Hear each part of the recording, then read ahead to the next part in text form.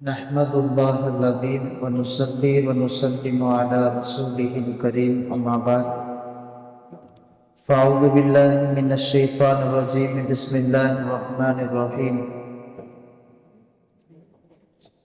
واعلموا أنما أموالكم وأولادكم فتنة وأن الله عنده أجر عظيم صدق الله مولانا العظيم وصدق رسوله النبي الكريم ونحن على ذلك من الشاهدين والشاكرين والحمد لله رب العالمين.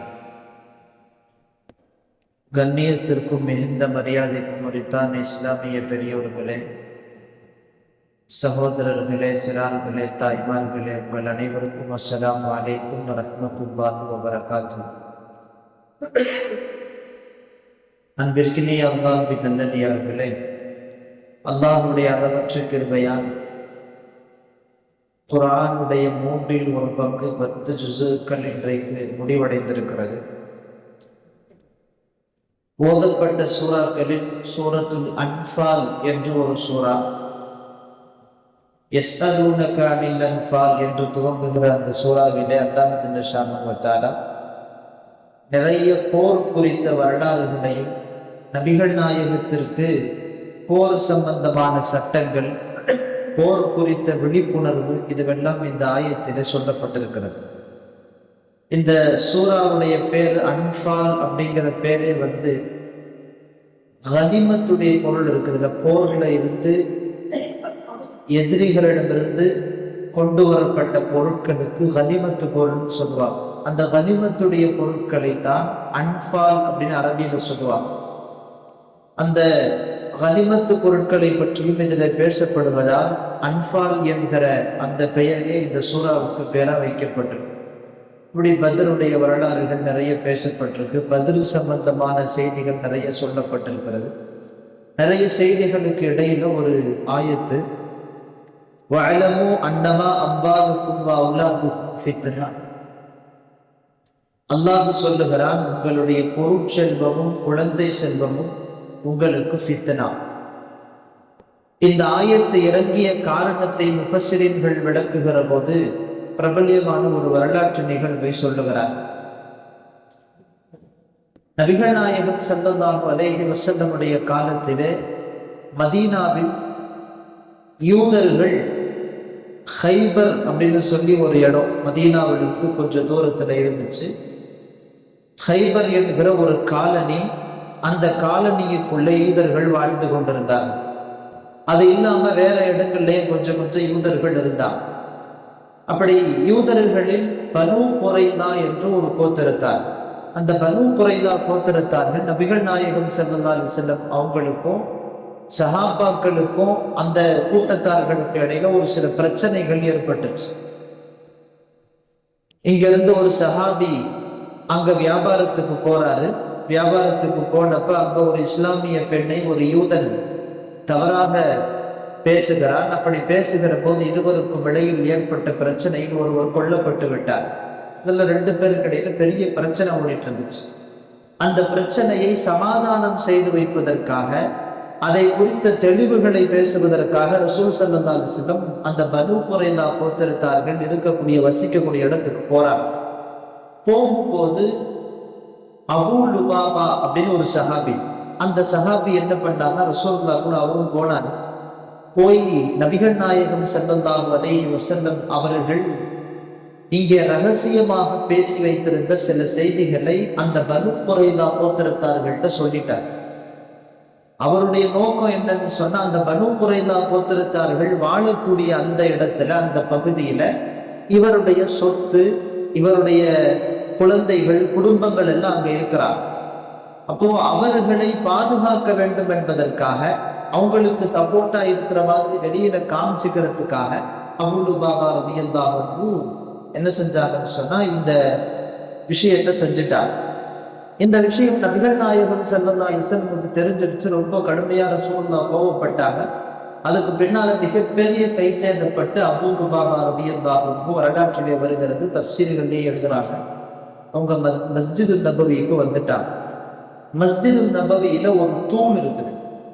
அந்த தூண்ல சஹாபாக்களில் யார் எந்த தவறை உணர்கிற போதும் அந்த தூண்ல தன்னை கட்டி கொள்வார். அந்த மாதிரி நிறைய சஹாபாக்கள் நிறைய சந்தர்ப்பங்களில் கட்டி கொண்டார்கள். ஹாத்தம் இப்னு அபீ பல்தான்னு சொல்லி ஒரு சஹாபி அப்படிதான் குறைஷிகளுக்கு உஹது போருடைய செய்தியை ஒரு துண்டு சீட்டுல எழுதி ஒரு பெண்ணுடைய கையில கொடுத்து அனுப்பினார். அப்படி அந்த செய்தியும் நபிகள் நாயகத்திற்கு தெரிந்த பின்னால் ரசூல் ஸல்லல்லாஹு அலைஹி வஸல்லம் அவர்கள் அதை கண்டித்தார்கள். அதற்கு பின்னால அந்த சஹாபியும் அந்த தூணில தன்னை கட்டி கொண்டார் அப்படின்னு வரலாறு வருது. அந்த மாதிரி அந்த தூணுக்கு பேர் இன்னைக்கும் நீங்க மஸ்ஜித் நபவி இப்ப போயிட்டு வந்தவங்களுக்கு தெரியும், உஸ்துவானத்து தௌபா என்கிற பெயரில் அந்த தூண் இருக்கிறது. அந்த தூணிலே தங்களை கட்டி கொள்வார்கள் சஹாபாக்கள். இந்த அபூ லுபாபா ரலியல்லாஹு தன்னை கட்டிக்கிட்டாங்க.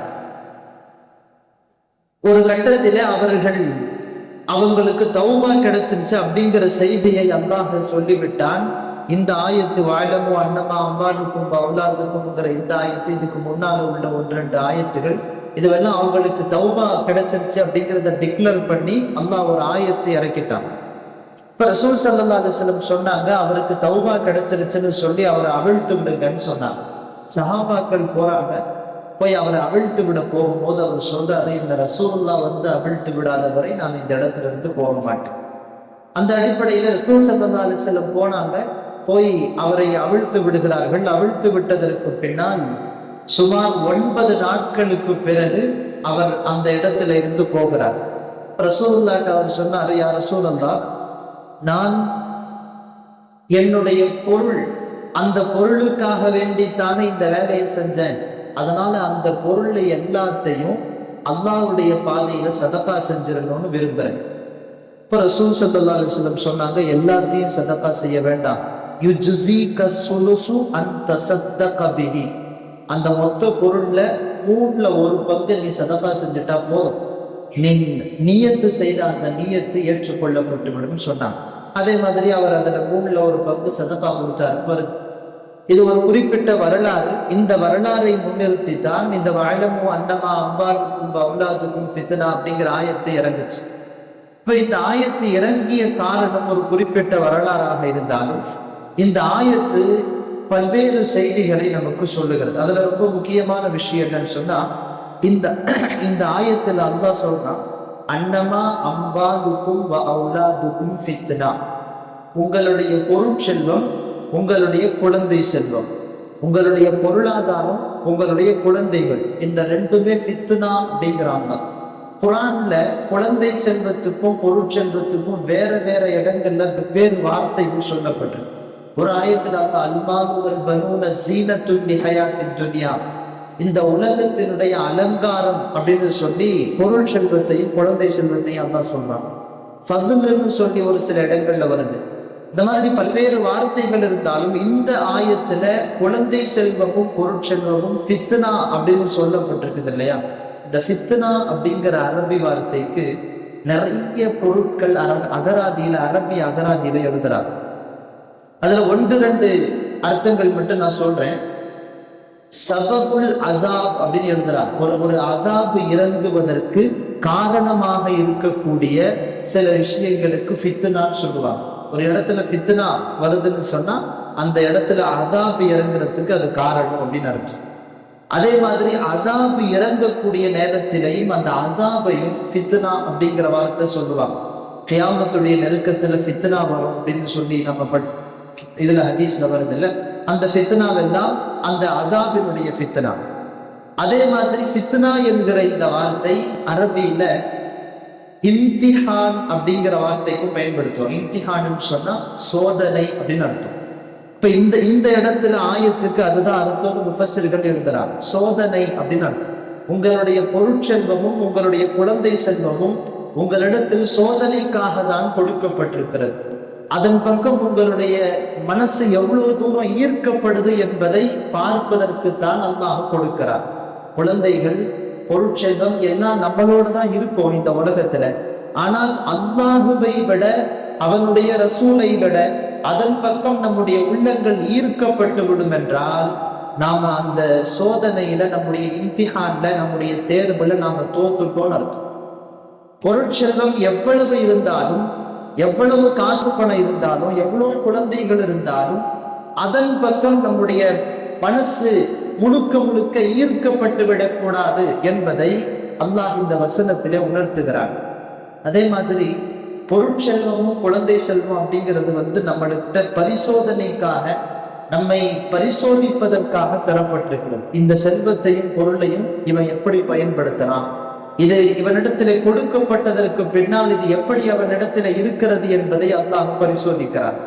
இந்த குழந்தை செல்வத்தையும் பொருட்செல்வத்தையும் அல்லாஹ் சேர்த்து ஏன் சொல்றான்னா, இந்த ரெண்டுமே இருக்கும் போதுதான் சோதனை ரொம்ப பலமா இருக்கும். எப்படி குழந்தை பெற்றெடுக்கிற போது ஹலாலான வழியில சினா இல்லாம நிக்காஹ்வின் மூலமாக பெற்றெடுக்க வேண்டும் என்று மார்க்கம் சொல்லுகிறதோ, அதே மாதிரி பொருளையும் நாம சம்பாதிக்கும் போது ஹலாலான வழியில சம்பாதிக்கணும். அதே மாதிரி பொருளை சேமிக்கிற போதும் அந்த பொருளின் ஹலாலான வழியில சேமிக்கணும், செலவு பண்ணணும். குழந்தையை வளர்க்கிற போது முறையாக வளர்க்க வேண்டும். இதுவெல்லாம் நமக்கு மார்க்கம் இந்த ரெண்டுத்திலையும் சொல்லுது. இது வாழுகிற போது நம்முடைய வாழ்க்கைக்கு பின்னாலையும் இந்த குழந்தை செல்வமும் பொருட்செல்வமும் நமக்கு ஒரு பெரிய சோதனை. அதாவது நாம எப்படி பொருளையும் குழந்தைகளையும் விட்டுட்டு போறோமோ அப்படிதான் நம்முடைய கபர். நாம ஒரு பொருள் சொத்து விட்டுட்டு போறோம், குழந்தைகளையும் விட்டுட்டு போறோம். நம்முடைய காலத்துக்கு பின்னால் அந்த குழந்தைகள் இந்த பொருளை வச்சுக்கிட்டு சண்டை போடுறாங்கன்னு வைங்களேன், அப்ப நாம நம்முடைய இந்த பொருட்செல்வத்தையும் குழந்தை செல்வத்தையும் முறையாக கையாளவில்லை என்பது அதன் பொருள். இப்ப நாம அதுல தோத்துட்டோம் அப்படிங்கிறது அதனுடைய பொருள். நாம நம்முடைய வாழ்நாள்ல நம்முடைய பிள்ளைகளை நமக்கு பின்னால் நல்ல குழந்தைகளாக வாழக்கூடிய வகையில் அவர்களை வளர்த்து விட்டு போக வேண்டும். நம்முடைய பொருள் நம்முடைய காலத்துக்கு பின்னால நல்ல முறையில என்ன செய்யணும், அது பயன்படும், சமுதாயத்துக்கு நல்ல முறையில பயன்படும், நம்முடைய சந்ததிகளுக்கு நல்ல வழியில அது பயன்படணும். அப்படி நம்முடைய பொருளாதாரங்கள் இருக்கணும். ஒரு கால் நாம வாழ்ற காலத்துல எப்படியோ பொருளை சேர்த்துட்டோம் வைங்களேன், அடுத்தடுத்த தலைமுறைக்கு அந்த பொருள் பயன்படாது. இப்போ அந்த விஷயங்களை எல்லாம் கவனத்துல வைக்கணும். அதுலயும் நம்முடைய கபர் வரை வரக்கூடியதாக இந்த பொருட்செல்வத்தையும் குழந்தை செல்வத்தையும் ஆக்க வேண்டும் என்கிறது ஹதீஸ். ஹதீஸ்ல ரசூலுல்லாஹ் ஒரு ஹதீஸ்ல சொல்றாங்க, இதா மாத்தல் இன்சானு இன்கதா அமலு. ஒரு மனிதன் மௌத்தாயிட்டான்னு சொன்னா அவனுடைய எல்லா அமலும் முடிஞ்சிடும். மூணு விஷயத்தை தவிர இல்லாமின் சலாஸ், 3 விஷயம் அவனை பின்தொடர்ந்து வருகிறாங்க சொல்லலாம். அதுல ஒண்ணு இல்முன் யுன்தஃபஉ பிஹி. ஒருவன் தான் கற்ற கல்வி அதன் மூலமாக அடுத்தடுத்த சமூகம் பயன்படுகிறது. இப்ப நான் ஒரு கல்வியை கற்றுக்கொண்டேன், அந்த கல்வியை அடுத்தவர்களுக்கு கற்றுக் கொடுத்தேன். என்னை போன்ற ஒரு 4 ஆலிம்களை உருவாக்கினேன். அவன் என்னுடைய மரணத்திற்கு பிறகு அந்த 4 ஆலிம் 40 ஆலிம்களை உருவாக்குகிறார். இதுதான் இல்முன் யுன்தஃபஉ பிஹி. இப்ப அந்த மாதிரி கல்வியை சம்பாதித்து வைத்துக் கொண்டவர்கள் அவங்களுடைய கபருக்கு இந்த இன்மை எது வரைக்கும் போயிட்டே இருக்குதோ அது வரைக்கும் அந்த கபருக்கு நன்மை போயிட்டே இருக்கும். அதே மாதிரி சதகத்துன் ஜாரியா, ரசூலுல்லாஹ் சொல்றாங்க, நிரந்தர நல்லறங்கள். இந்த உலகத்துல நாம வாழும் போது எல்லாருக்கும் பயன்படுற மாதிரி ஏதாச்சும் 2 விஷயங்களை செய்யணும். பொது இடங்கள்ல தண்ணிக்கான ஏற்பாடு, பொது இடங்கள்ல ஏதாச்சும் மக்கள் பயன்படுகிற மாதிரி விஷயங்களை செஞ்சு வைக்கிறது, இதெல்லாம் சதகத்துன் ஜாரியா. இந்த சதகத்துன் ஜாரியா ரசூலுல்லாஹ் சொல்றாங்க, நாம மௌத்தாய் கபருக்கு போயிருப்போம், அதுல இருந்து யார் யாரெல்லாம் பயன்பெறாங்களோ நம்முடைய கபருக்கு நன்மை வந்துட்டே இருக்கு. இப்ப நம்முடைய பொருட்செல்வத்தை வாழுகிற காலத்துல முறையா நம்ம வச்சு பயன்படுத்திட்டோம்னு சொன்னா நம்முடைய கபர் வரைக்கும் அது வந்துட்டே இருக்கு.